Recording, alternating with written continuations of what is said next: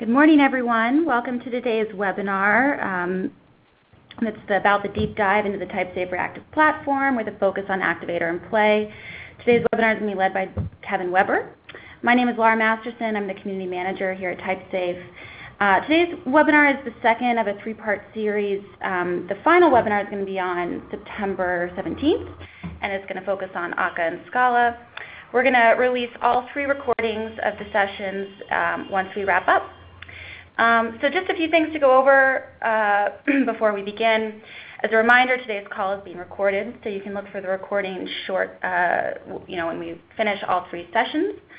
If you have any questions, just insert those into the chat box, and we'll save some time for a brief Q&A at the end. And before I hand things over to Kevin, and while we're waiting for just a few more folks to join us, we're going to launch a couple short polls. I'll leave each poll open for just a minute or so. Let's see. The first poll is, are you currently using the Typesafe Reactive platform?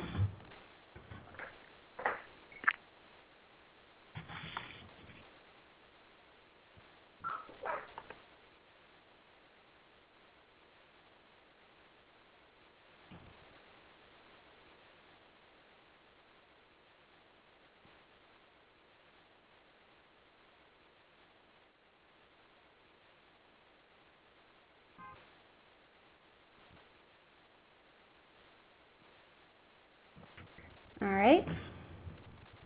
Thanks for answering that one. Next poll is, are you currently using the Play framework in production?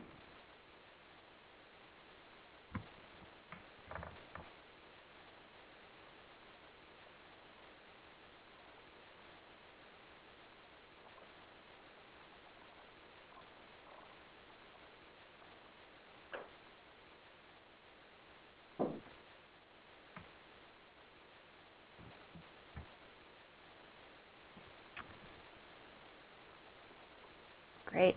All right. Thanks, everyone. And finally, have you tried Typesafe Activator?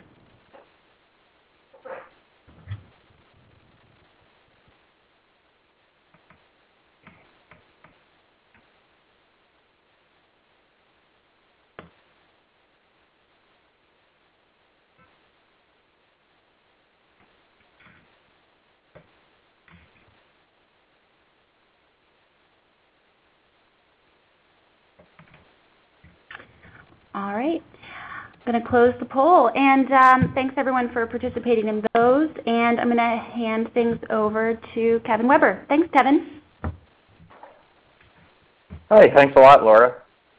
Just to sort of introduce myself before I really get into the talk, my name's Kevin Weber, and I'm a developer advocate at Typesafe.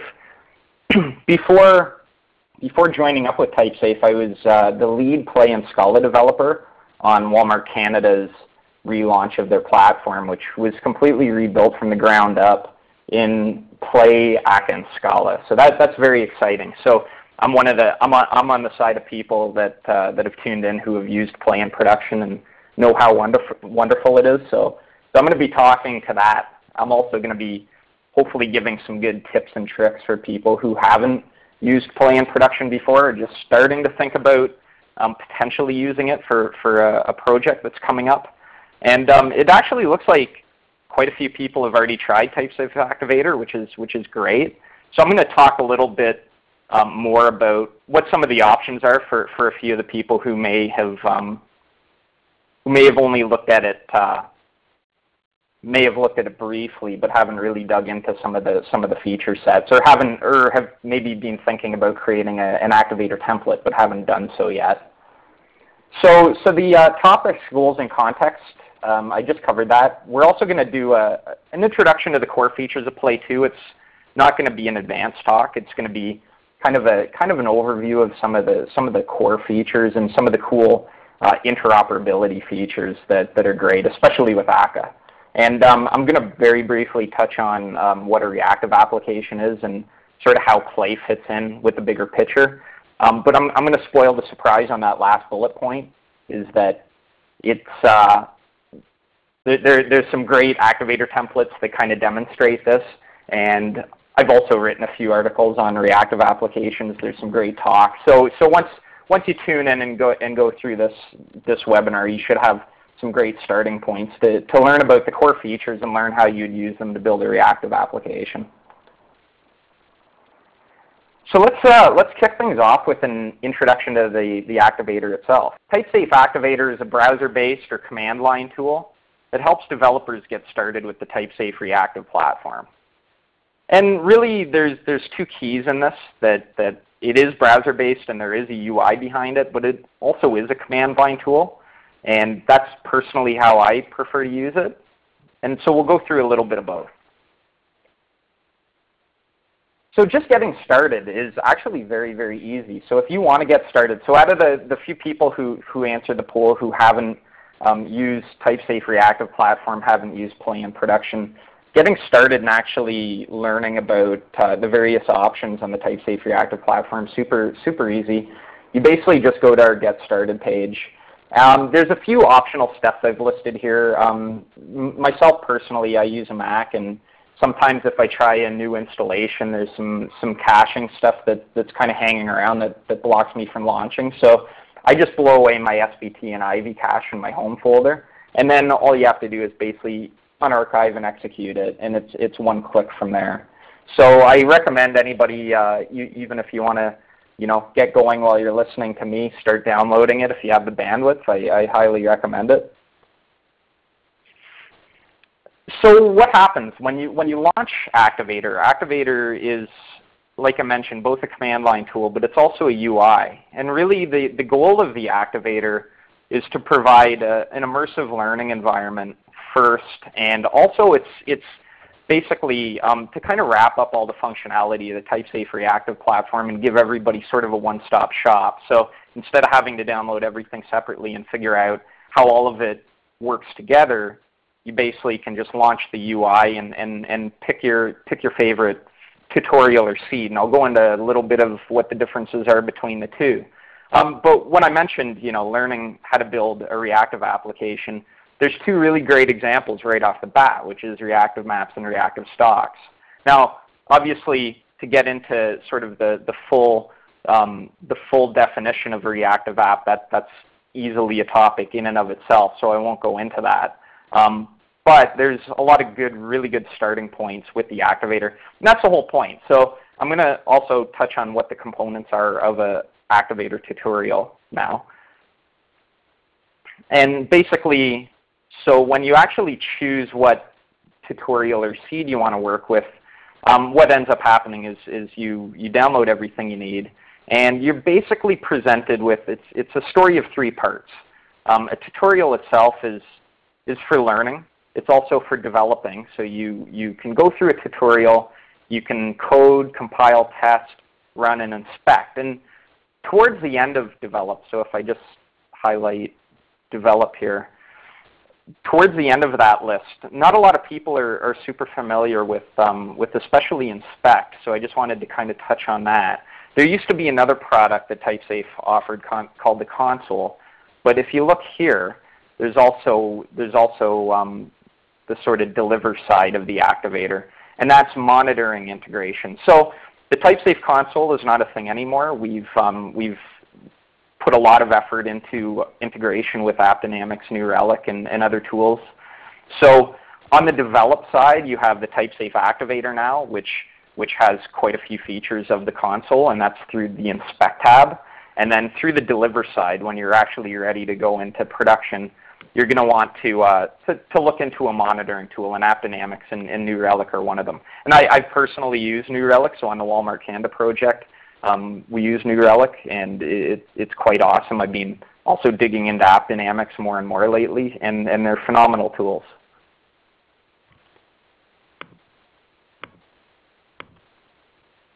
So on the Activator side of things, there's the code view. So one of the, probably quite a lot of people on the line right now are programmers, and you want to dive into the code, which is great.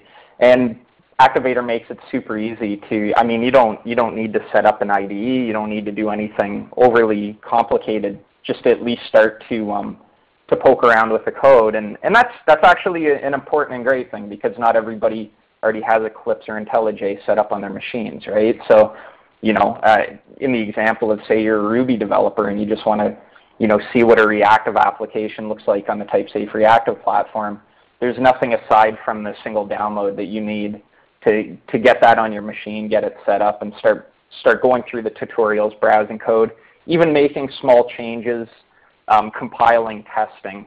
It really is a wonderful platform, especially when you're first starting out and learning. And but then there's the second part of it. So there's tutorials. There's also seeds, and seeds are boilerplate code that you can actually use in a production application. So it's just a really good starting off point. So you may want to, you know, download Activator, find your favorite seed, and then generate IntelliJ or Eclipse project files, and then really start to dig in. So you can leave Activator running. You can inspect with Activator, and you can be coding in IntelliJ, and it's just a really cool workflow. And that's even now that's what I favor. Is I typically code in an IDE, and then I look at it with the Inspect tab as it's running. So speaking of the Inspect tab, this is what you're going to see. So if, for instance, here you've downloaded Reactive stocks, that's what the example I'm showing right here. You're going to see a number of things, and this first tab is basically all the incoming requests that Play is servicing, and this is a nice, you know, high-level overview of basically the HTTP verbs involved, the endpoints involved, the response codes. So, you know, if you want to start testing, sort of doing a bit of destructive testing yourself, you can, you know, start to see what response codes your app is returning, and the invocation time with each endpoint. So already there's some good functionality, and again, it's all in the same tool, so it's very easy to get going with. And this is also, I'm touching briefly here on this tab. This is the Actor Inspection tab. And for anybody that isn't familiar with Akka is an actor-based toolkit with a message-driven core. And really what Akka is great for, especially when integrated with Play, is it's great for anything distributed. So if you have a lot of work that you want to do and distribute it across a large number of workers, that's when you would start to look at Akka. And you'd also look at Akka for, you know, sort of typical messaging concerns, like if you want to have an email functionality in your application. So somebody signs up on your site and you want to email a confirmation, you're going to want to offload that work somewhere else. And that's, you know, in the Java world, that might have been JMS. And in the Play world, you're definitely going to want to, you know, take advantage of the wonderful Akka integration. And so to support that integration even further, when I say an actor, this is a little outside the scope of this talk, but really what an actor is it's a very, very lightweight thread. It encapsulates states, and actors communicate with each other based on messages. So you can not only fire off a message from Play to one of your actors, but then your actors can start to communicate with each other. So I'll go into a slightly deeper dive of what that looks like later on in the talk, but you know, if you start to take advantage of that interoperability, the Activator has you covered if you want to start monitoring the high watermark and the max size of your mailboxes. So I'll just answer it. There was one question that just came through, and that's what monitoring production. So this is good for monitoring and development. For monitoring in production, I can maybe put together a list after this talk of tools that you would want to use to monitor both Play and Akka. That could be quite a long list, and your mileage may vary on those. But yeah, maybe towards the end of the talk or offline even as a follow-up, I can put a list together of tools for production monitoring. So it's kind of along this line. If you need production caliber monitoring, you're definitely going to want to integrate with third party. So AppDynamics and New Relic are fantastic. There's a lot of other options too. And last but not least, if you are looking in, so along the lines of that question, you're wanting to monitor in production, you're probably also going to want developer support. So basically, when you're ready to take your application to the next level, you should definitely check out the Typesafe subscription plan, especially for developers if you run into have any questions or anything like that. And just for context, I took quite a lot of advantage of the subscription when I was developing Walmart Canada, and it was really worth its weight in gold. So yeah, I'm plugging it, but I've also used it, and it's absolutely amazing. So if now you want to even go to the next level, so you've worked with the Activator, you've maybe you launched a production, maybe you haven't, but you want to sort of give back to the community. It's really easy to contribute a template. So basically, templates are just standard projects. There's two different types of templates that you can contribute back. One of them is a seed, and that's just boilerplate code. The other is a tutorial. They come with slightly different components to them, but they're essentially just as easy to package up. And Activator templates are just regular SBT projects with metadata, license file, an SBT build file, and for tutorials they come with a tutorial file, which is basically just pretty standard HTML. So it's fairly easy to contribute. If you want to sort of show off integration, something you've done, say especially some fairly difficult integration or even something a little more straightforward, that would be better served as a tutorial. If you see people sort of using your code as a starting off point for their app, then a seed is the way to go. And just last but not least, to round out the Typesafe Activator portion of the talk, the Activator itself is a Play framework application. So if you want to go to the next level, I recommend take a peek at how the Activator is implemented itself. I do this quite often when I want to learn sort of idiomatic usage of any kind of framework, but especially when I was first learning Play a few years ago.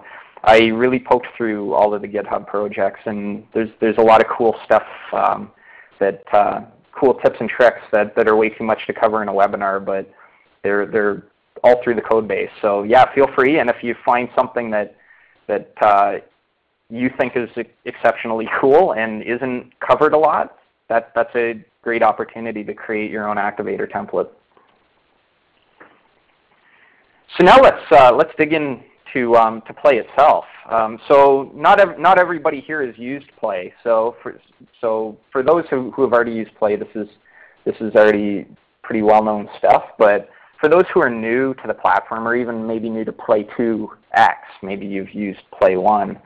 Play is a stateless MVC framework with just a really wonderful routing engine, a template engine that's implemented with a framework or a library called Twirl, and REST support, and a lot of other things. And a lot of other things are sort of further on in the list, like dynamic class reloading, which for me, when I first came to Play, I came from JEE, so I came from a Spring environment. I even came from sort of just a Java Enterprise Edition environment on WebSphere. So when I first came to Play, and all of a sudden I had 5-second class reloads rather than 120 seconds of restarting WebSphere, it was really mind-blowing on the developer productivity side. Plus you're getting that, not only just getting that, you get something like that in Ruby on Rails, but now you're getting that with a type-safe language like Scala or Java. So it's really phenomenal that you sort of have your cake and eat it too. And speaking of that, there's support for Java 8, Scala 2.10, and Scala 2.11. Most of my examples are going to cover the Scala side of things. That's just what I've used in the past, but anything that I talk about in the rest of the talk can also be implemented with Java. There's another new feature in Play 2.3 which is fantastic, and it's Sbt Web, which is really an effort to modularize some of the asset pipeline work that a lot of people do, and they push out sort of a larger scale production implementation of Play. And I'll dig into the features of Sbt Web a little later. And then there's ACK interoperability, fantastic. I'll also dig into that. And last but not least, just to give context, is Play is a containerless deployment model, and it's built on Netty 3.9x at the time of this talk. So really, for those of you who are coming from sort of a container model of deployment like Tomcat or WebSphere or WebLogic, that's not how Play works. You sort of launch these on their own, load balance in front of them. I'm not going to go too deep on the deployment side of Play, but they're very, very flexible to create deployment topology depending on your use case. And there's a lot of, I didn't put it into my slides, but there's a lot of great integrations with sort of one-click cloud providers like CloudBees. So here's kind of typical Play application, very, very 10,000-foot view, but it's a full stack MVC framework. So you have a view controller model. There's great libraries for JSON and web service support. There's also, and especially as of Play 2.4, Slick and JPA are going to be the preferred model of persistence. And then there's the ACK interoperability. So this is just a very 10,000-foot view of what things are going to look like with your Play app. So I'm going to dive in and just kind of go over what a Play view looks like now. And before I do that, I just want to kind of go over a really typical sort of simplified HTTP request of, let's hypothetically say that you're integrating Play with something like AngularJS. So you're using Play. Play may be hosting a bunch of spas. And so the very first thing that's going to happen, and I'll highlight it here, is that the way Play is involved is it's going to basically be rendering that HTML to send back to your browser. And then from there, your browser is going to start to fetch all of its static assets, JavaScript, CSS, images, and so forth. And then your browser is going to start to make async requests. Like in the world of AngularJS, you're going to put together about as minimal amount of bootstrapping of that initial view as you can data-wise, and then Angular is going to start to fill in the pieces, quote-unquote, progressively enhance your UI. And so this image right here is basically, it's just a three-parter, very straightforward. But that's kind of a fairly typical life of an end-to-end request to get one-page view in the Play world, especially for those that are integrating Play with other frameworks and toolkits, especially on the client side. One thing I really want to point out, and that's something that people ask me quite a bit, is how Play serves static assets. And really, Play serves static assets in development, but in production, you want to be using a CDN.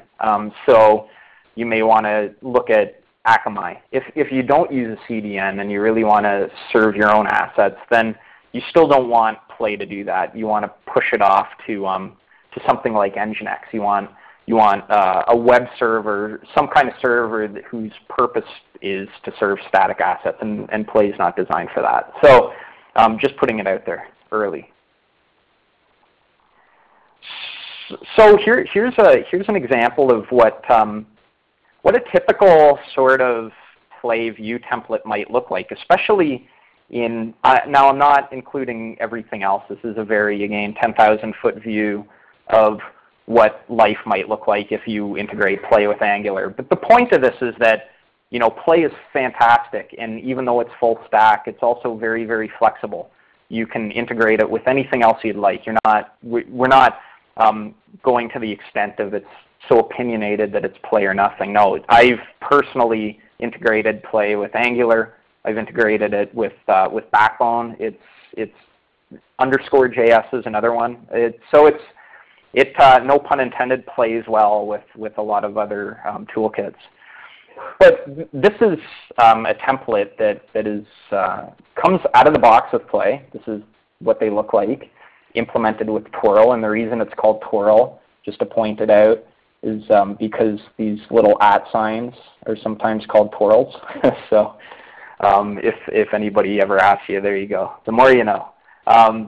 So in this case, when you think about it, if you look at what's happening here, this is essentially a function. So basically, the body of this function is HTML, and that's going to wind up being percolated out to the template rendering engine. So when you start to look at these, if they're a little confusing because you're wondering, oh, what's going on here? Like I could put curlies around this, and it's basically a function body, right? So when you start to see the substitution that's happening in this, that's going to start happening when the body of this function is passed back to the overall engine. But when you're looking through this, it's very simple. You don't need to know, especially when you first get started out, exactly what's happening behind the scenes. But another thing I want to point out is that you can use one of these play templates to say do something cool like host an Angular application, which I personally done not only in development but in production, and it works fantastic. As a matter of fact, the pattern that I'm really liking more and more lately is using play as a host for multiple single-page web applications, and doing that with the header sort of controlling the navigation to each of your individual spas that would be within the body and kind of supported with this. So yeah, it's a simple slide, but there's a lot of info in there. So I'll kind of leave it there. If there's any follow-up questions, even if we have to take them online, feel free to fire them off. There's also, also plug the Activator. There's also a good template for integrating with Angular, so you can check that out too. Okay, so the routes. This is kind of now when we're digging into the controller side of the equation. So play comes with anybody that's familiar with Ruby on Rails is already familiar with routing. This is a very sort of high-level view of what a route file looks like. There are a couple things to point out that are really important. That routes must be declared in order. That's quite important, especially when you start getting into things like I've done above with wildcard routes. You can also use regular expression in routes. But the long story short is you're going to want to think about sort of how to use the order of routing to really control where your requests are going. So just as an example, on Walmart Canada, that site is pretty much entirely driven by a content management system. So a lot of routes are dynamic, and they're going out to a product called Indeca. So the routing file, we made heavy use of regular expressions to sort of figure out. We needed to do things like figure out if a route is even valid. There could be conditional routing if somebody makes a request and you're driving that request as sort of a key into a key value store to, say, pull JSON out and use that to render. You're going to want to really pay attention to the order of your routes. So in this case, admin and admin login are used to render the actual view templates. And just because of the way Angular works, I've added an additional route, which is kind of like, I just call it a catch-all. It's an Angular route. It's in case somebody bookmarks an Angular route. So if they're on a specific child view within something like Angular and they bookmark that, and then they come back later, Angular's there's not going to be anything loaded up in the browser, right? So they're going to make a request back to the server. So you have to be able to at least say, oh, okay, this child view route at a high level with the sort of wildcard is associated with the particular Scala view template. And that's really it. So sort of the moral of the story on that is play has its own routing engine, but there's a lot of client-side toolkits that have their own routing engines. The thing is they again, no pun intended, play really well together. So don't fear multiple toolkits. Integrate away. And if you come up with anything cool and creative, yeah, create a template and ping me too, because I'm always interested in seeing what people are doing.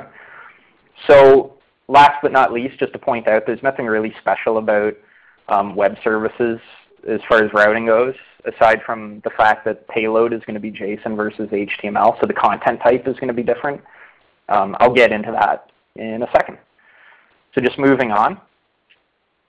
So here's a sample controller action. So basically, I'm not going to dig too much into controllers, and that's purposeful also in the sense that you want to keep them thin. You want to delegate. But one thing I am going to point out is, especially in Play 2.3, you want to keep your controller actions async.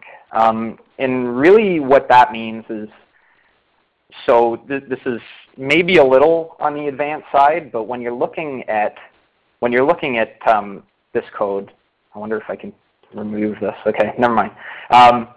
If you're looking at this code, so you have action async, and then there's curly braces, and then there's this function body. But again, really what we're doing here is we're passing this function body back to action async. And essentially, if you're working in the future, and I'm going to cover futures and actors a little later in the talk, but what going fully async allows Play to do is, instead of hanging on to a thread for the whole life cycle of the request, it basically just goes through, and instead of promising, say, a result of this, or instead of returning the actual HTML, the OK and the HTML, you're basically returning a promise to that eventually when it happens. So that's a little deeper of a dive than I planned on going into today. Maybe in the future we'll go into an advanced Play talk and really get into that, how that happens behind the scenes. One last but not least thing on here, basically controllers are stateless, and context must be stored in cookies or cached. So you don't want to think in terms of hanging on to state like you would in Java or other language or other toolkits. I'm thinking, Wicket is another framework that I've used quite a bit, and it's stateful. That's not how Play is best used. So there's a lot of patterns. You can push state off to actors, which is sort of this distributed caching strategy. You could integrate with something like Redis and use that as an L2 cache. But the moral of the story is you don't want to cache within Play. And if you do cache at an instance level, just be careful that your caches are all synced up, especially if you have a whole bunch of instances of Play running in production. Again, that might be a little more on the advanced side. Maybe we'll do an advanced talk on the inner workings of Play rather than how we're using it. But it is still a deep dive talk, so I just want to go through a few things between why asynchronous versus synchronous. So if you're thinking of bubbling async all the way through your application, you want to think about why wouldn't I just do this blocking? So why wouldn't I just use actions? Well, here's a reason. If you're fully asynchronous, then the overall response time is bounded by only the longest running process, right? So if you're going to say three external services, right, and one of them takes 200 milliseconds and the other takes 75, etc. If you're fully async, your overall processing time is going to be only the max plus a little bit of additional context. But if you're fully synchronous, then it's going to be an aggregate of all your processing. So this is really powerful, especially for folks who are looking at really composing their applications with a lot of other applications. So yeah, stay async. So I'm going to now sort of shift gears and dig into what an asset pipeline is and what Sbt Web is and how they kind of work within the Play ecosystem. So for those who, just before I get going, an asset pipelines, we're going to get into it. Anybody that comes from Rails is probably pretty familiar with asset pipelines, but basically it's a series of stages that's going to help you to prepare your assets for production. I'm just going to kind of put it out there like that at a very high level. So the best way to explain it is to just show it. And when you start working with Sbt Web, you can start to do really cool things like define your stages, right? So Sbt Web also has plugins. So in this example, I'm showing a pipeline with 3 stages, and that's the require.js optimizer, the Sbt digest plugin, which creates a fingerprint for your static assets, and then compression, because for quite a few things, you're going to want to compress it, so it's a lot quicker for your users to download. And the tasks execute in order, one after the other. You can't parallelize these tasks. I'm not going to go too deeply into that, but yeah, check out the documentation. Really great tool. This is new in Play 2.3, so for those of us like myself, I built a lot of this functionality by hand for Walmart, and because I was using Play 2.0, so seeing it come into the framework as a first-class citizen is absolutely fantastic. So a lot less hand-rolling of these sort of getting your code out to production stages. So again, an example asset pipeline. You take your source file, lint it. There's uglification and minification. There's fingerprinting. And then you may want to concatenate a whole bunch of your static assets. And you can do that very easily with Sbt Web now. So just for those who aren't familiar with the terminology here, I just wanted to provide a little bit of context very quickly. And that's linting is just inspecting source code for suspect language usage, quote unquote. So it's kind of like figuring out the optimal style, idiomatic usage of your language. The uglification and minification is mangling and compressing to remove white space and good things like this. Fingerprinting is actually very important and often overlooked until you're kind of getting ready to go out to production, or even worse, if you already went out to production and you're like, oh, you know, I basically need to bust this cache, so I put some static assets up in Akamai, and now I need to get an update there. But that can get complicated if you don't have your assets fingerprinted. So there's also a lot of different ways to fingerprint your assets. You can do that with basically just appending some kind of random or sequential number or something like this. But the best bet is to actually change the file name to reflect the contents. That way it's guaranteed to always be unique. So that's done with hashing. So we'll go into that a little bit. So I've already talked about a few of these things, but HTTP headers can be set to encourage caches to keep their own copy of the content. And then when the content is updated, the fingerprint changes, and that causes remote clients to request a new copy of the content. And that's basically, you know, known as cache busting. So there's a lot of questions coming in about all the other different options. There's, you know, things like grunt and gulp and this and that. And there are a few big advantages I find of Sbt Web, and one of them is the fact that you can, especially for long-running asset pipelines, you can run them in parallel.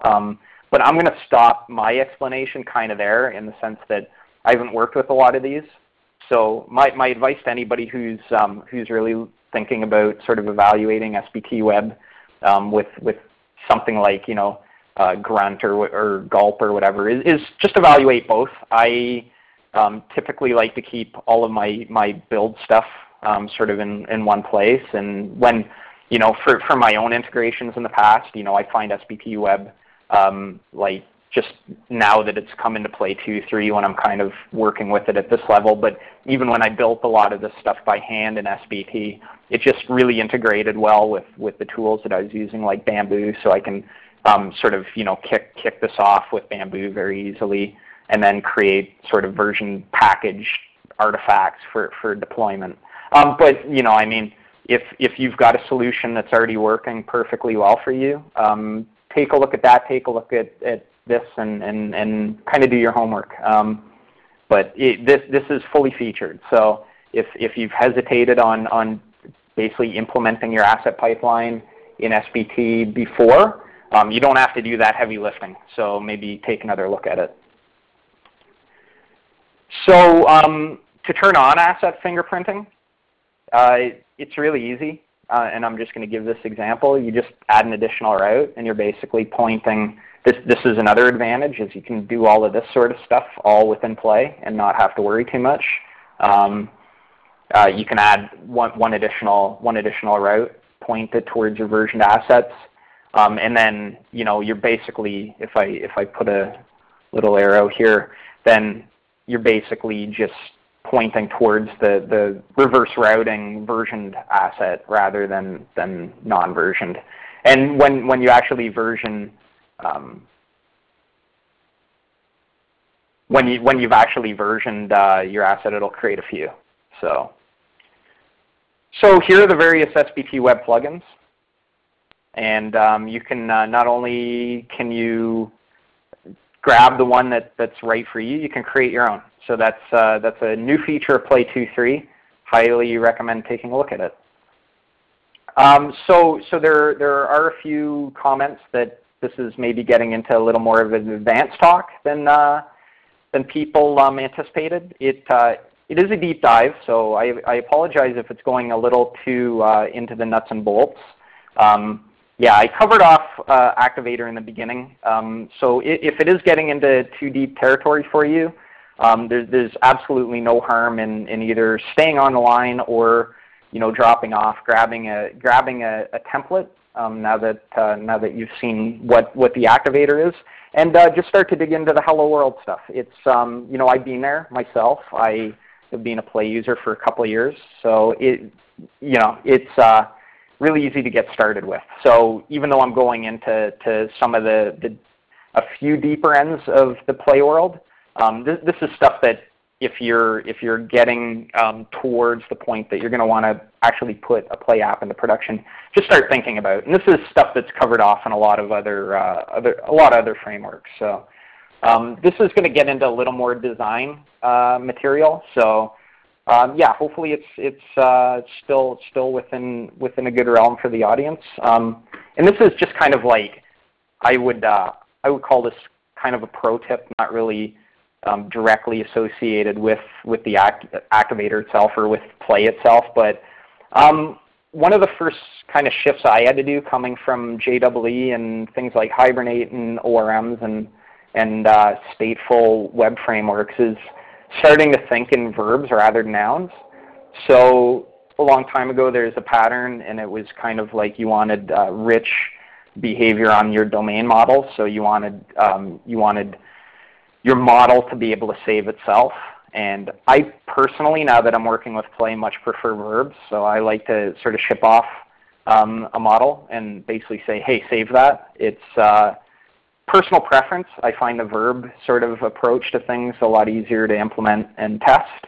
But that's a personal opinion and not a core feature of Play.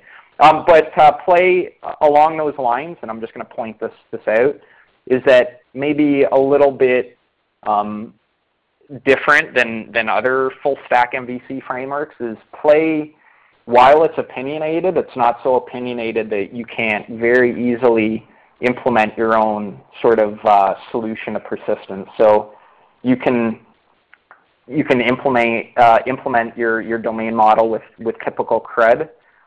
There's something else which is way too deep a dive that I'm not going to go into, which is command query responsibility segregation, but I recommend looking it up if you're looking at building out a very complicated domain model. It's definitely worth a look.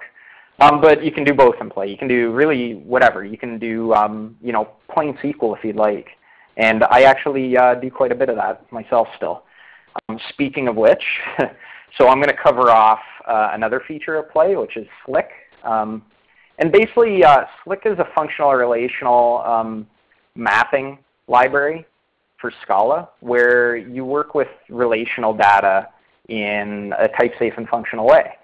So I'm not going to dig really deep into Slick. This is to put it on your radar. If you're integrating with a relational database and you're using Play Scala, definitely take a look at that Activator template at the bottom, right down here.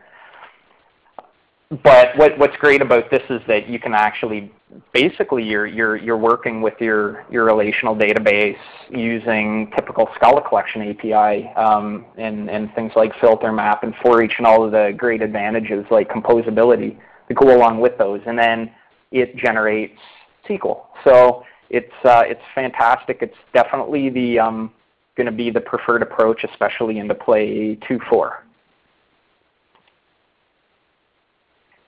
Now another, I would say this is sort of along the intermediate to advanced side of things, but I wanted to, as part of the sort of spirit of deep dive, give people who are already using Play something sort of fun to think about, and that's these So Scala has JSON reads, writes, and format. And basically what these are combinators. So I'm not going to go too deep into how they're actually implemented.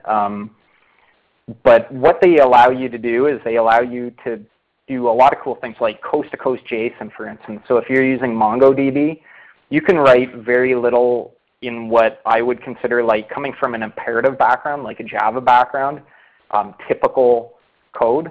And you can basically define what your JSON structures look like. You can define the validations on them.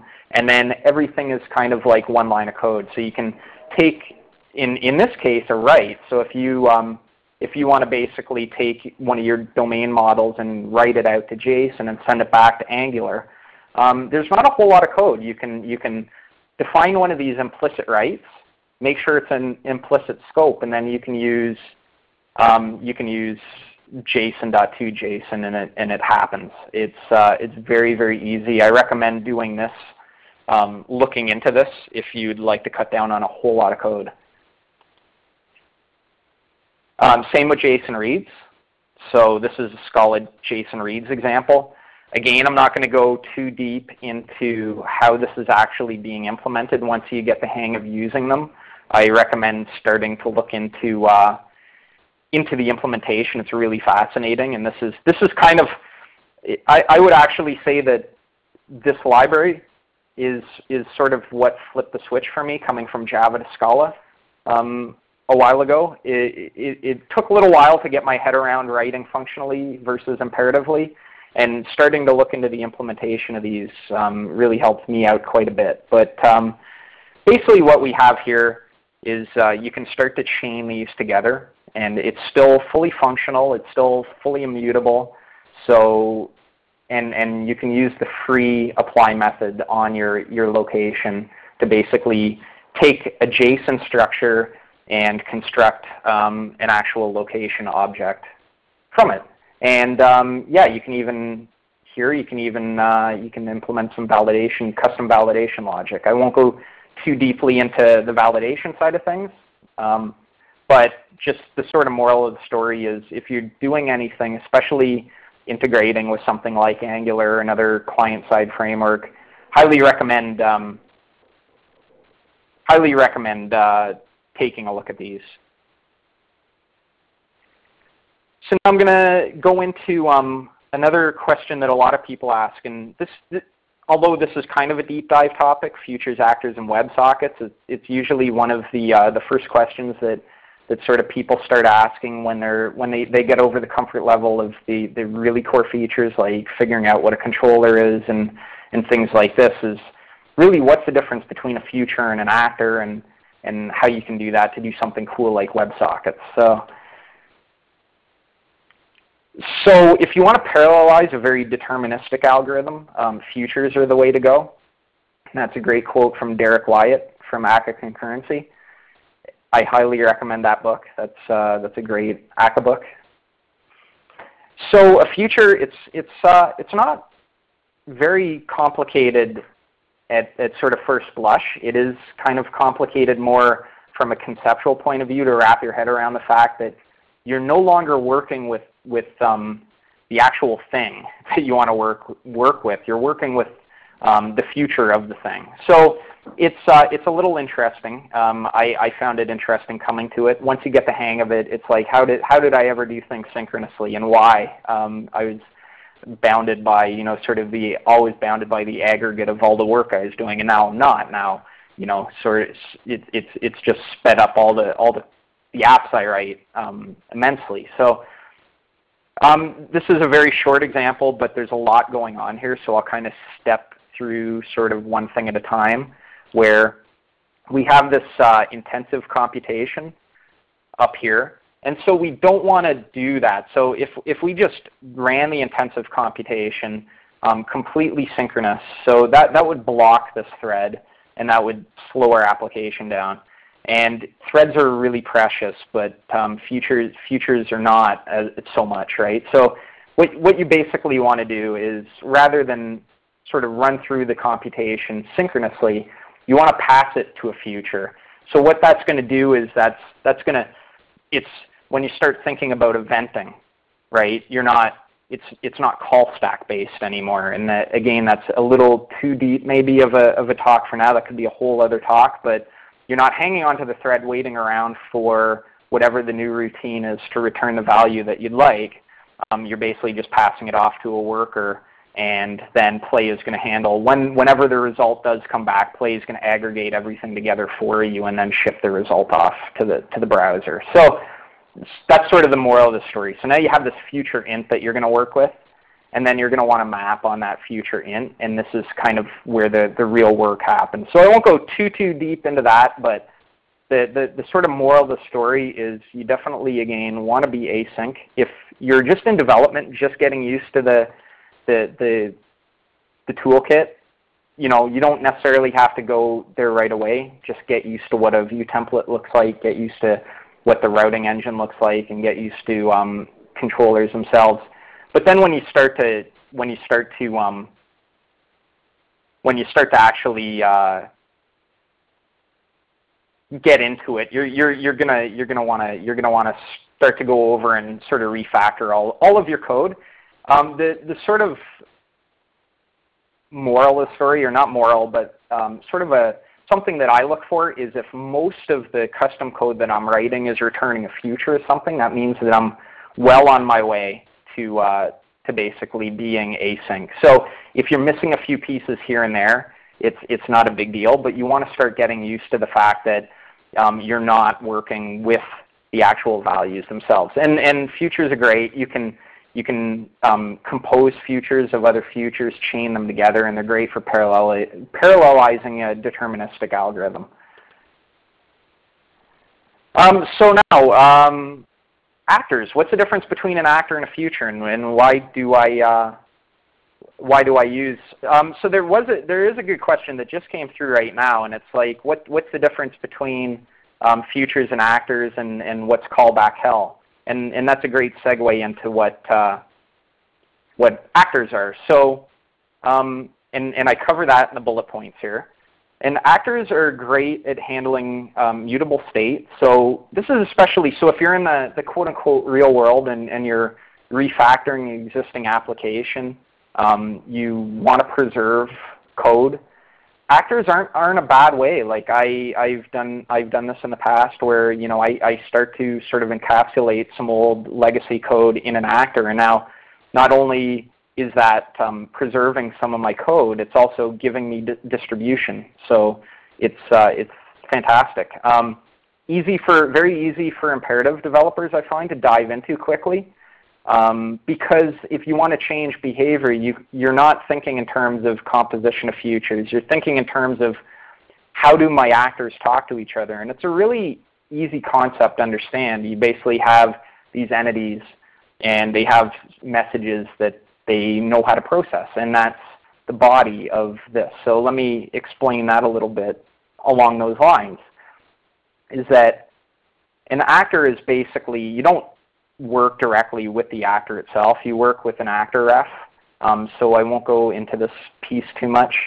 The real meat of an actor is the pattern matching. So when you take a look at this receive method, all actors have a receive method, and they can all handle a bunch of different requests.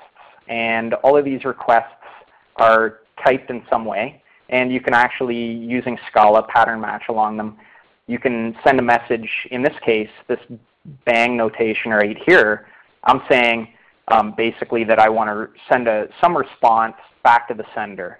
So you can get into starting to build your application, integrate with Play, and then you have this sort of distributed pool of workers to start to build out that. I won't go too deeply anymore into ACA. There is, if you're really interested, there's going to be a wonderful talk next week along these lines. So I recommend tuning in again for the full end-to-end series of webinars.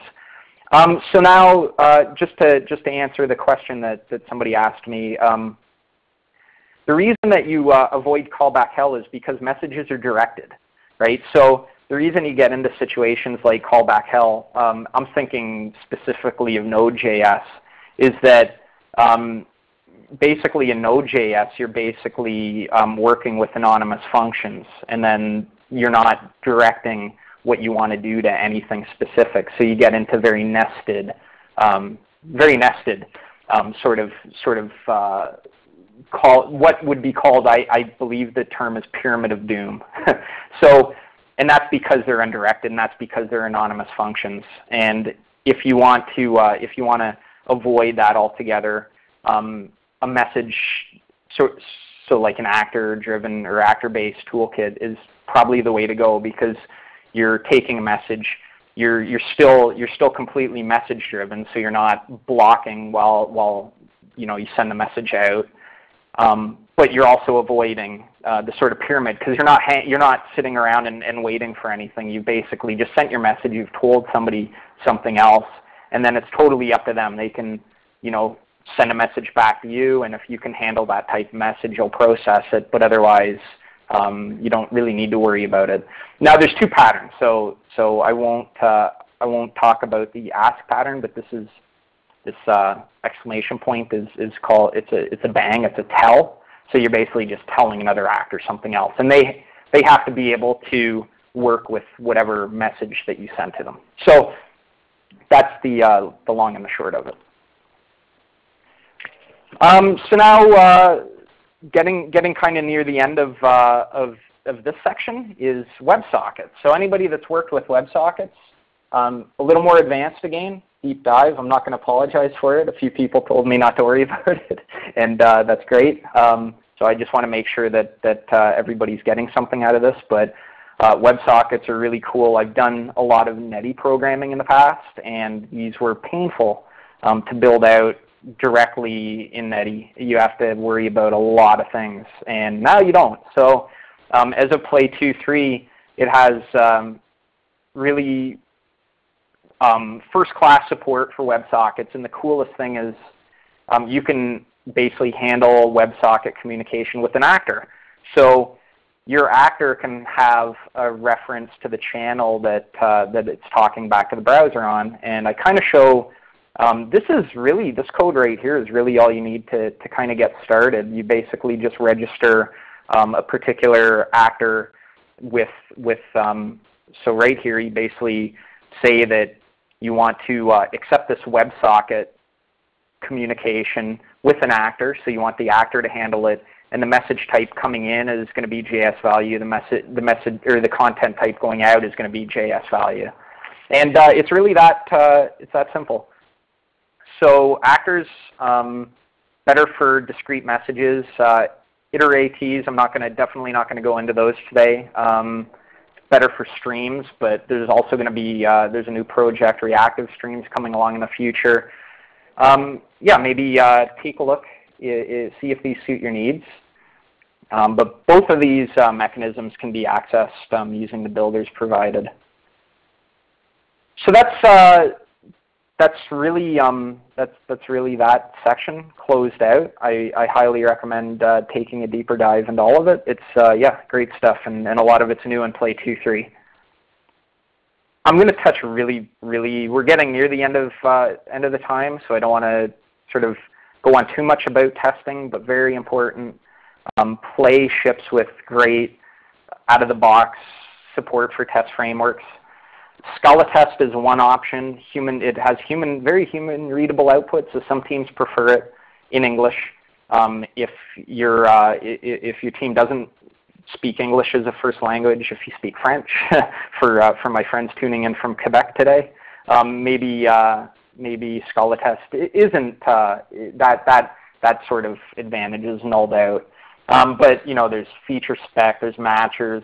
I'm going to skip over these because we're running low on time, but a couple great blog posts that I highly recommend if you're thinking about going with Scala test. And our friends at Gilt did a great write-up on this, on which Scala testing tools you should use. Specs 2 is enabled by default in Play. Really good choice, especially for international teams who may gain less from the English readability of Scala test. But both of them are fantastic. I use both. I'm pretty agnostic about these, and I guess it just depends on the project I'm working on and the team I'm working with. So I also wanted to just go over a couple of features that are going to be coming to play 2.4. And that's built-in dependency injection support, RAD, experimental support for running Play on Akka HTTP. So I mentioned that Play is built on top of Netty. In the future, you'll be able to there's going to be experimental support for that. So watch out for that if that's something you're interested in. Experimental support for handling I/O in Java and Scala using reactive streams. That would be basically not a replacement in the guts of Play, but a replacement from an API perspective for most people on rather than working with iterators, you'd work with their reactive stream API. Slick is going to be preferred over ANORM and JPA over eBean. And ANORM and eBean are going to be pulled out into separate modules in the GitHub Play Framework repo. So that's it, right on time, 1 minute over. So yeah, I wanted to get some of those questions in real time. So yeah, I'll turn it over to you, Laura. All right. Yeah. Thanks, Kevin. That was great. And we had a lot of questions coming through, so maybe we can tackle a few of those. But since we're running out of time, we can follow up with people directly via email as well. And maybe even, Kevin, we could do a blog post where we aggregate all of the questions that were submitted and that'd be great. And share the responses with everyone. Yeah, there's a lot of unanswered questions, so maybe the way to go is to I'll aggregate a lot of them up into a blog post and make sure they touch on all of them. Cool. Yeah, that sounds great. Unless there were a couple that stood out to you that you wanted to address right now, I think maybe that'll be our plan of attack, and we'll make sure to follow up with people directly and then also in a blog. Yeah, for sure. I tried to grab as many of them in real time as I could. Some of the others probably are going to require a bit of a deeper explanation. And so what we'll do, just to keep everybody on time, is I'll go through all of these and I'll get a blog post together coming soon. And again, I'll also plug the webinar coming next week. So maybe some of the Akka questions might be answered in that. Awesome. That sounds great. Well, you did a terrific job. Thank you so much for presenting today. And yeah, everyone tune in next week for a presentation on Akka and Scala. Nilanjan's going to be presenting. He's a great presenter as well. So hope to see everyone there. Yeah, and I also want to say Nilanjan is who taught me a lot. So I worked with him on the Walmart project. Great guy. You're going to learn a lot. Yeah, absolutely. Okay, thanks to everybody for tuning in. Yeah, thank you. Talk soon. Bye. Bye.